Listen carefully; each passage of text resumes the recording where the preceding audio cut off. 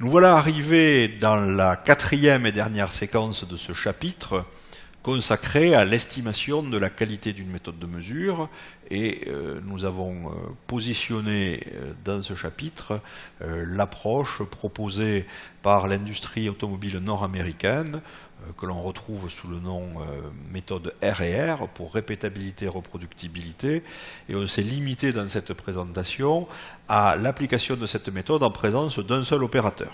Alors, on a d'abord appris à construire un plan d'essai. À partir de ce plan d'essai, on a calculé l'écart type de mesure en s'assurant qu'on pouvait lui apporter un certain crédit. Et dans la séquence précédente, nous avons utilisé à bon escient cet écart type de mesure pour calculer des indicateurs tels que la capacité du processus de mesure, la contribution du processus de mesure et le nombre distinct de catégories que ce processus de mesure permet de faire en se basant sur le nuage de points et les pièces prélevées lors du plan d'essai. Alors on va terminer cette présentation en expliquant une relation entre différentes capacités qui nous permettra de justifier ce que nous avions dit à l'étape précédente à propos de la capacité d'une méthode de mesure, dans un premier temps.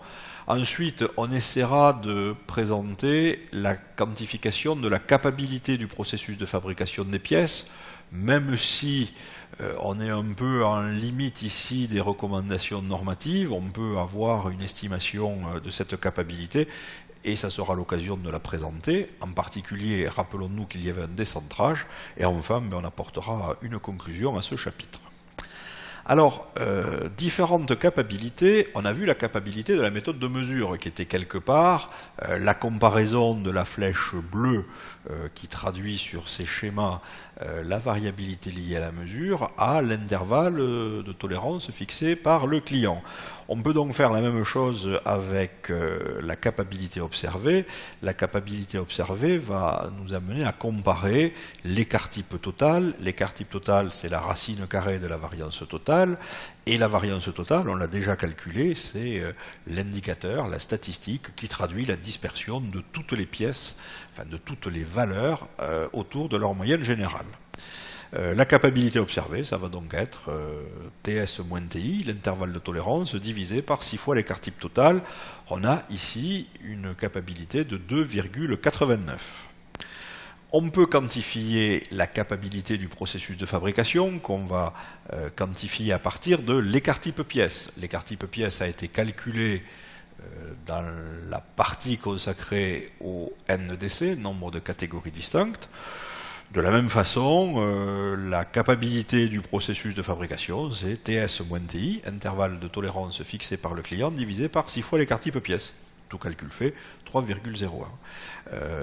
Et enfin, la capacité liée au processus de mesure, alors on dispose de sa valeur depuis la séquence précédente, 10,34. Eh bien, il y a une relation entre ces trois capacités, et cette relation, on va l'établir. La capacité observée, c'est le rapport de TS moins TI par 6 fois l'écart type total. Donc on extrait de cette formule l'écart type total, c'est TS moins TI sur 6 fois la capacité observée. Comme on va avoir besoin de la variance totale, eh bien on met ce rapport au carré. La capacité du processus de fabrication, on rappelle que c'est TS moins TI divisé par 6 fois l'écart type pièce, et en vertu de la relation fondatrice de la méthode, ben, l'écart type pièce, ce n'est autre que la racine carrée de la variance pièce, la variance pièce étant égale à la variance totale moins la variance de mesure, c'est l'équation fondatrice. Et enfin, la capacité du processus de mesure, c'est le rapport de TS moins TI, intervalle de tolérance fixé par votre client, divisé par 6 fois l'écart type de mesure. On extrait de cette formule l'écart type de mesure. TS moins TI divisé par 6 fois la capacité de mesure, on met ce rapport au carré et on obtient la variance de mesure. Et vous voyez tout de suite arriver le prochain transparent. Dans la capacité du processus de fabrication, je m'en vais remplacer d'une part la variance totale par la première équation de ce transparent et d'autre part la variance de mesure par la dernière équation de ce transparent.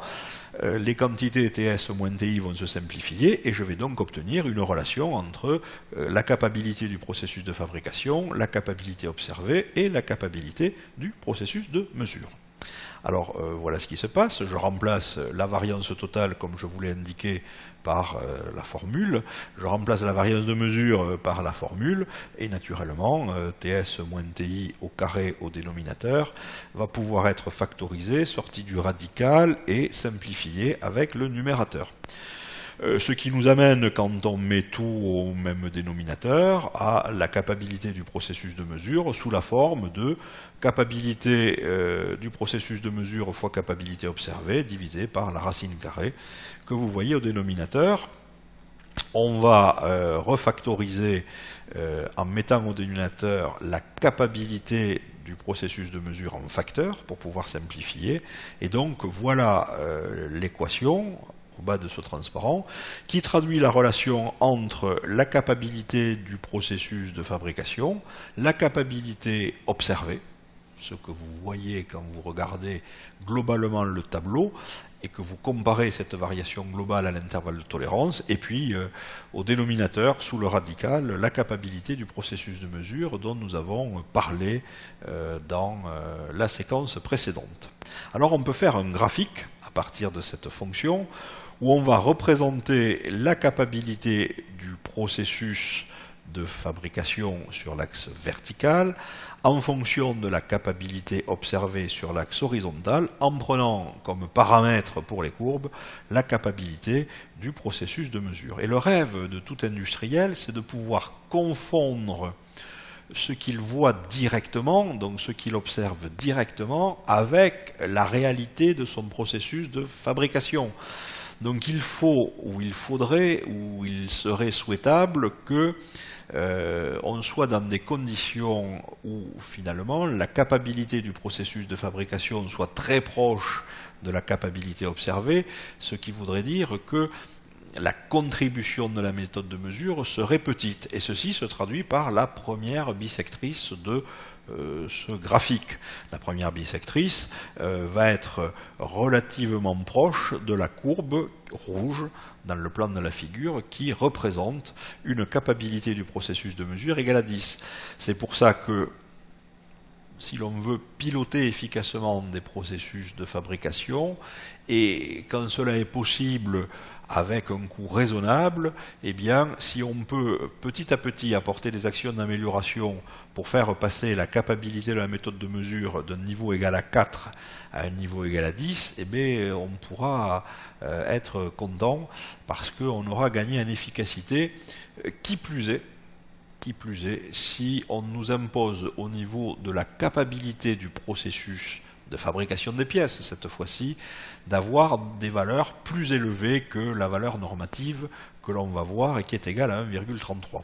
Voilà pourquoi je vous ai dit quelque part que de viser des capacités de méthode de mesure voisines de 10, ce n'était pas du luxe, ça pouvait être du confort. Alors, on va terminer ce chapitre en quantifiant les conséquences du déréglage du processus de fabrication. On avait vu lors du nuage de points sur lequel on avait apposé les tolérances et le centre de l'intervalle, bien que on a systématiquement des valeurs qui sont situées en dessous de la cible.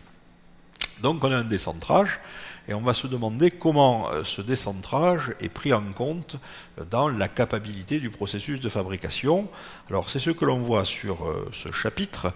Lorsqu'on a un décentrage, eh bien en fait on va s'intéresser aux côtés du décentrage, et ici on est décentré par valeur inférieure par rapport au centre de l'intervalle. Donc en rouge on voit les limites de l'intervalle, TI et TS. Le trait mixte fin en rouge représente le centre de cet intervalle, et on voit en bleu la distribution, qui d'ailleurs sort partiellement de l'intervalle de tolérance. La flèche noire représente le décentrage ou le déréglage. Et on va s'intéresser à la moitié de cette distribution, en prenant non pas, comme tout à l'heure, 6 fois l'écart type, mais 3 fois l'écart type. Et on va comparer ce que l'on sait faire, ce 3 fois l'écart type total, à la distance entre x bar, ce que l'on produit comme pièce, et la tolérance inférieure, puisqu'on a un décentrage ici, côté des plus faibles valeurs. Donc l'indice d'aptitude ou la capacité du processus va être noté par le symbole CPK. C'est dans ce cas-là x bar moins TI divisé par 3 fois l'écart type total. Il existe naturellement une formule similaire si on avait eu un décalage de l'autre côté qui aurait été TS moins x bar sur 3 fois l'écart type. Alors on calcule, on connaît l'écart type total, on connaît x bar, on connaît la tolérance inférieure, 5 mm, et donc tout calcul fait, la capacité de ce processus de fabrication est encore, j'ose dire, de 1,82. Alors, est-ce grand, est-ce faible? Eh bien, les recommandations normatives, c'est que la capacité du processus ne doit jamais descendre en dessous de 1,33.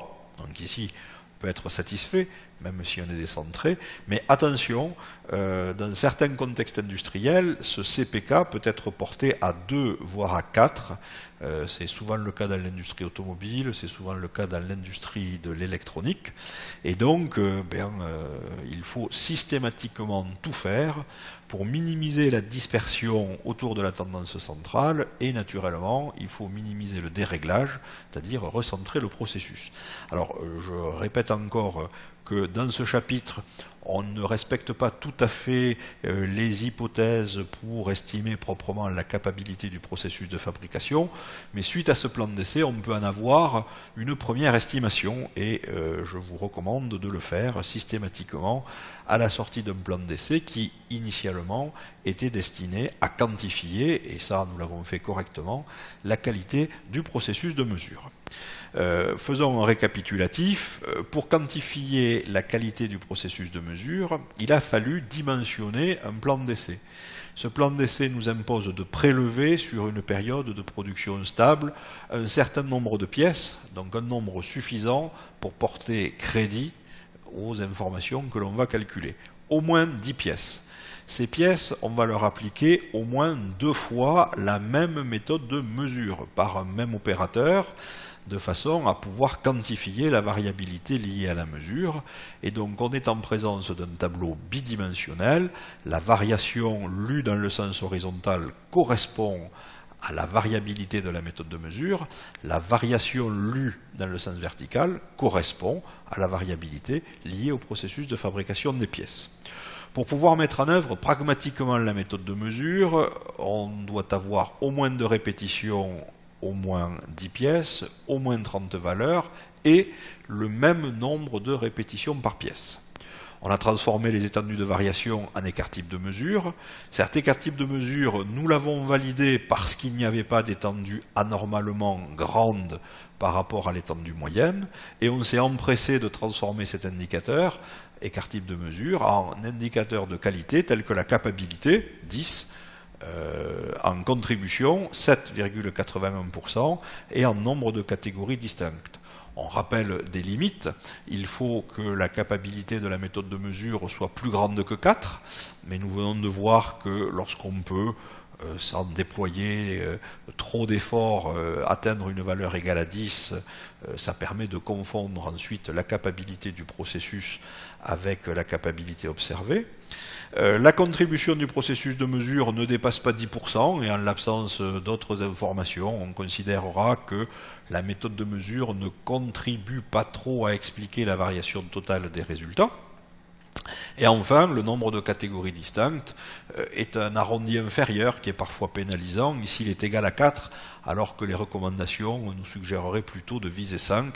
Mais si nous sommes dans un contexte de production de produits toujours identiques, et si on est sur des périodes stables, un indicateur NEDC de 4, qui plus est ici il est égal à 4,85, peut être considéré comme étant suffisant. Donc voilà le résumé de tout ce que nous avons appris à faire dans ce chapitre, et donc on peut se demander, est-ce que nous avons répondu aux questions qui étaient posées ? Pour estimer la qualité de la méthode de mesure, on a bien avancé. On a 3 indicateurs. Estimer la capacité du processus de fabrication, on voit qu'au moins, même à partir de ce plan d'essai, on a intérêt à apporter une correction de façon à recentrer le processus. Pouvait-on faire mieux au même prix ? Là encore, la réponse est oui. Notamment si l'on est en présence d'un second opérateur, mais il aurait été préférable de ne prendre que 10 pièces, les faire mesurer 2 fois au premier opérateur, les faire mesurer 2 fois au second opérateur, et donc au total on aurait eu aussi 40 valeurs, mais on aurait pu, tout en respectant les exigences de la méthode, au moins 10 pièces, au moins de répétitions, quantifier le rôle de l'opérateur dans la variabilité des valeurs observées. Si on est en présence de 2 opérateurs ou de plus, on se reportera au chapitre correspondant qui naturellement va donner lieu à une présentation. Et enfin, il n'est pas inutile d'essayer parfois d'exploiter ce que nous donne une autre méthode qui est issue de normes qui s'appellent 5725 et qui sont dédiées aux essais interlaboratoires, ces essais visant eux aussi à quantifier l'écart type de répétabilité et l'écart type de reproductibilité. Nous présenterons naturellement cette méthode dans un autre chapitre et il est parfois utile, notamment quand on a des valeurs aberrantes par parcimonie, mais de temps en temps des valeurs suspectes, il n'est pas inutile de confronter ce que donnent les 2 méthodes en termes de qualité des indicateurs.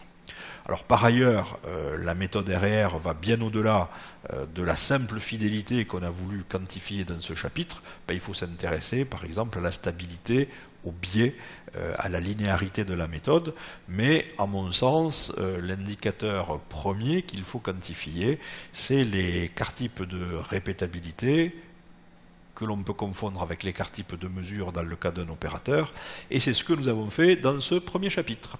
Alors avant de clore ce premier chapitre, on va encore proposer un quiz à votre sagacité.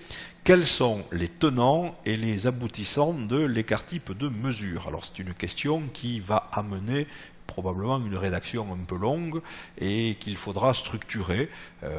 Pourquoi a-t-on besoin d'un écart type de mesure? Qu'en fait-on? D'où provient-il?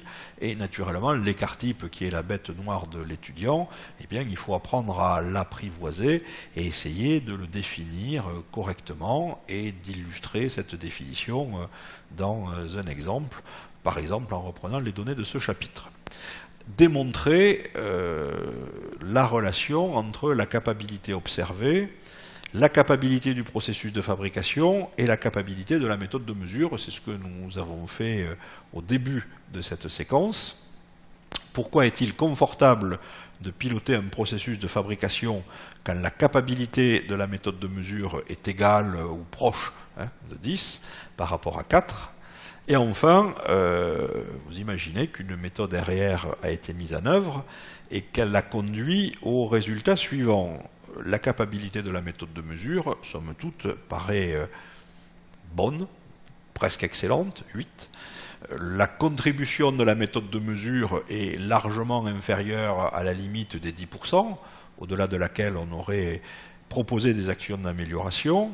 Et le nombre de catégories distinctes, qui doit être de 5, et déjà respecter 5 en milieu industriel, c'est pas mal, est ici égal à 9. Donc en fait, on ne peut pas, au vu de ces résultats, trop critiquer le processus de mesure. Par contre, la capacité du processus de fabrication, telle que nous l'avons décrite à la fin de ce chapitre et de cette séquence, est malheureusement plus petite que les 1,33 imposé par la norme. Nous avons ici un CPK égal à 1,25. Donc commentez ces résultats et quels sont les bras de levier de l'ingénieur pour essayer de s'en tirer ou de proposer des actions à moindre coût et efficacement. Enfin, comme à la fin de nombreux chapitres, pour que vous puissiez mettre en œuvre de façon sereine la méthode, ici, on vous propose de fractionner cette présentation en boîte de dialogue, en questions, et de les organiser sous la forme de logigrammes qui doit vous permettre d'envisager dans le strict cadre de l'estimation de la qualité d'une méthode de mesure, une démarche avec des questions et des actions. Et il n'est pas demandé dans ce logigramme, naturellement, d'introduire la capacité du processus de fabrication qui, elle, fait l'objet d'autres développements. Donc, merci encore pour votre attention et nous avons donc atteint la fin de ce chapitre. Merci.